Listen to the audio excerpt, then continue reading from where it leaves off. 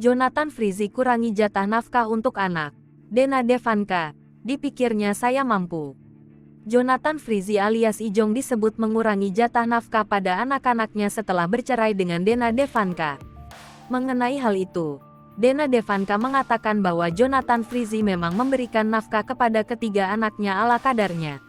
Menurut Dena Devanka, Jonathan Frizzy mengabaikan kewajibannya meski telah ada putusan pengadilan. Ibu tiga anak ini merasa Ijong melakukan hal tersebut lantaran ia kini mulai kembali bekerja dan bisa membiayai kebutuhan anak-anaknya. Selain itu, Dena menyebut setelah bercerai Ijong memang tidak pernah memberi nafkah sebesar yang diputuskan oleh pengadilan.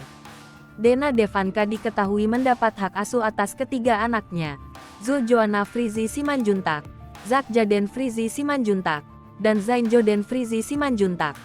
Berdasarkan hasil putusan sidang, Jonathan Frizzy wajib memberi nafkah anak sebesar 30 juta rupiah per bulan. Jonathan Frizzy dan Dena Devanka kini telah resmi bercerai. Putusan cerai dibacakan oleh Majelis Hakim Pengadilan Agama Jakarta Selatan pada Kamis tanggal 17 Februari tahun 2022. Selain putusan cerai, hakim juga memutuskan hak asuh ketiga anak jatuh ke tangan Dena. Sementara Jonathan Frizzy diwajibkan memberi nafkah sebesar 30 juta rupiah setiap bulannya. Nafkah tersebut diberi